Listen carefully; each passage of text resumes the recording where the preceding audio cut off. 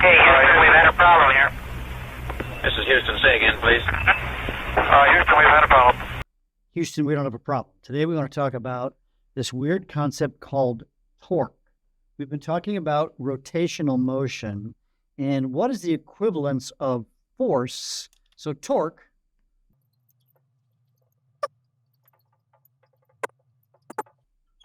it's the equivalent of force in rotational motion.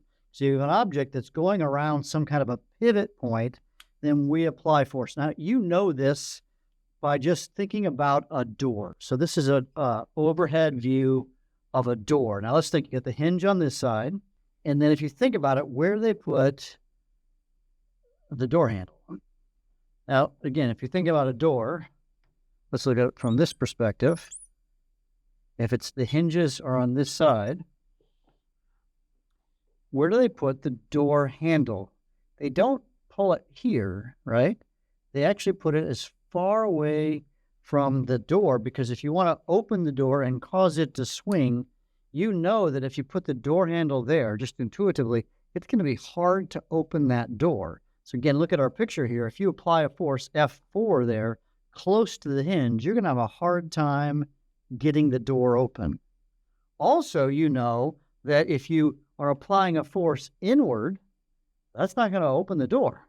And if you, F2 and F3, if you pull the door at an angle, it's not very effective. We all know, because we've done this a million times, is that we open a door by pulling at a 90-degree angle, F1, to get the door to open. So torque, if you think about it, has a number of things involved in it.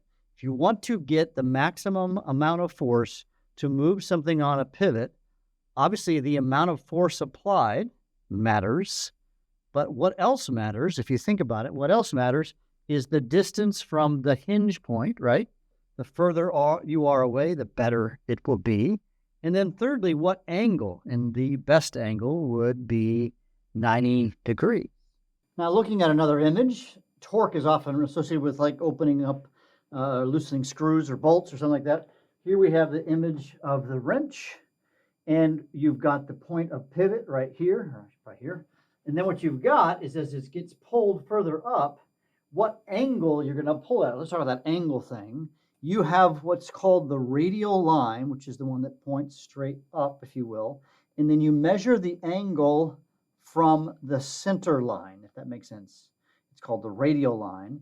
And then you have the point where you apply the force. So when it's all said and done, the equation for torque, now the symbol for torque is the Greek letter tau. So it's a funny looking squiggly T. And it's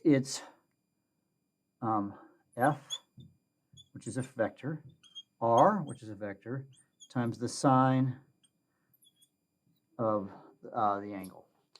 It's not theta, it's different, doesn't matter. FR sine angle. But if you think about this, what's the best angle? We know this intuitively from opening doors. We want to do it at sine of 90 degrees. And if you remember, sine of 90 degrees is 1. So oftentimes it's just the force times the radius. And that's going to give you the maximum number. Now, as a note, what units, I bet you can figure this out. Sine theta has no units, but F and R, well, that's a Newton meter. So, you know, I like to ride bicycles, and then one thing that when I'm working on bikes, I do bike mechanics, is that I have a torque wrench. And the point of the torque wrench is when I have a certain bolt, I want to get that bolt, and they say it needs to be torqued to 5 Newton meters. If you torque it too much, you'll break the screw or the bolt, and it will ruin your vehicle, your bike or whatever. Or you're putting something on top, you could crush a carbon fiber bike part. You don't want to do that. And so usually what they do is you get a torque wrench, and it will measure, it won't allow any more force than so much. What it does is it clicks, I set it on a little dial to like 5 Newton meters, and I click, and once I get to a certain point, it won't tighten it any further. So torque is a super important part. Now, what direction does torque have? So what's the direction of torque? So when we talk about the direction of torque, torque is positive if the object moves counterclockwise.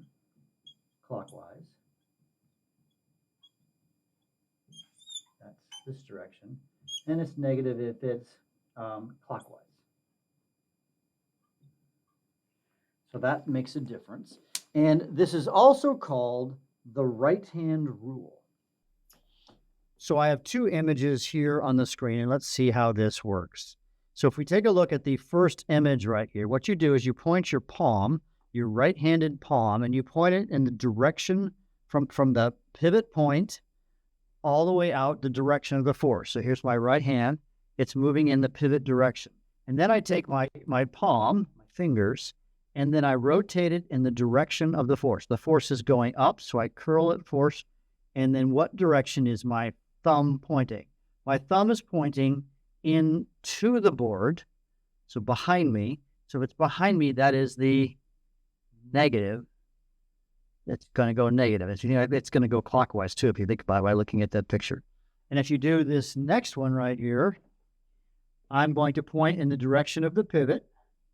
Okay, and then I'm going to curl my fingers towards the direction of the force, and it's going to point towards the or out of the board, if you will, towards you, and that's going to be a positive force. If it's coming out of the board, out of the paper, whatever, it's positive. If it's coming away from it or into the board, then it is negative. So that's a way to solve this problem.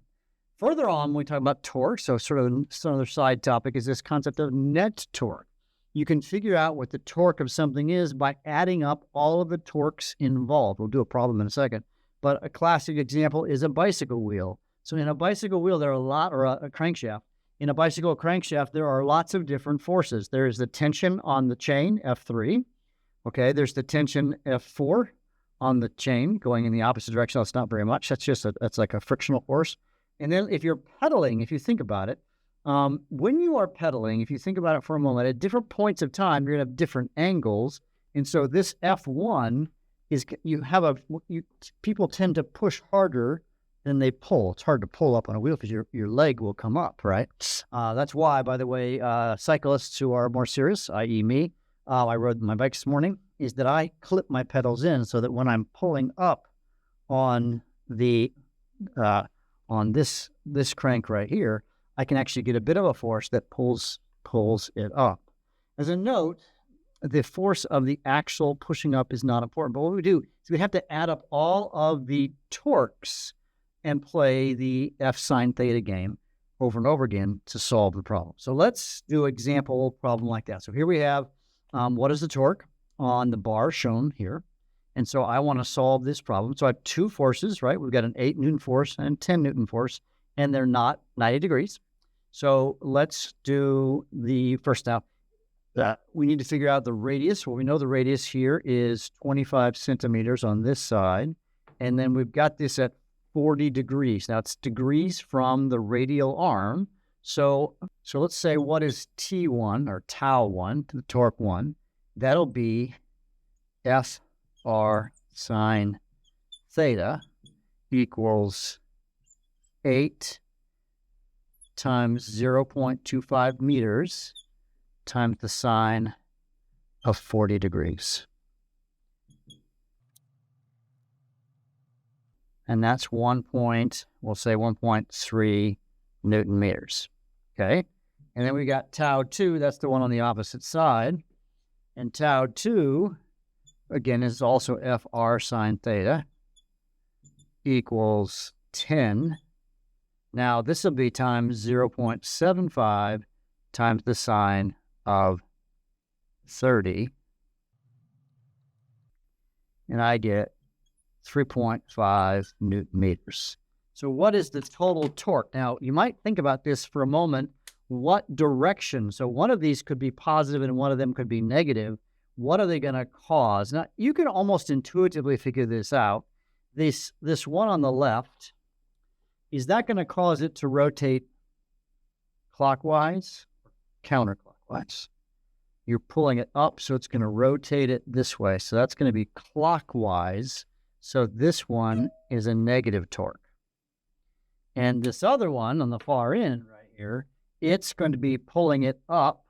So it's going to be turning it counterclockwise, and counterclockwise is positive. So it's actually going to be tau 2, tau 2 minus tau 1, so it's 3.5. You want to say plus negative 1.3 or minus 1.3 equals 2.2 Newton meters. Again, you could also apply the right-hand rule, right? For the right-hand rule, on this one, I'm going like this, and then I'm generally turning it up, so that's going to be out at you, so that's going to be to the positive one. And then this one right here, it's going to be this way, and I turn this way, and now my thumb is pointing back into the black of the wall, and I can get the positive or the negative. Sometimes it's helpful to play the right-hand rule game when you're doing these problems to figure out who's positive and who's negative. Now, this is just a 2 torque problem. Remember, if we have a more complex one like this one, it could be much more complex because you would have 5 or 6 forces that are happening. As a note, I didn't have an example here. What if we had a third force, and that third force was like that, where the angle is 0 degrees? And the answer is it's undefined or whatever. It doesn't apply, right? You know this. If you're trying to open a door, if you push towards the hinge, you'll never open the door.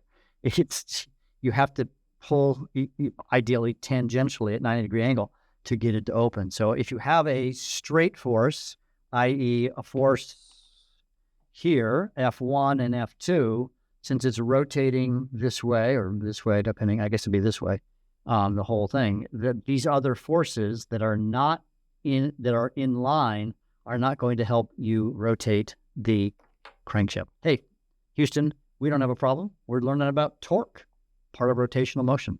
We'll see you in class.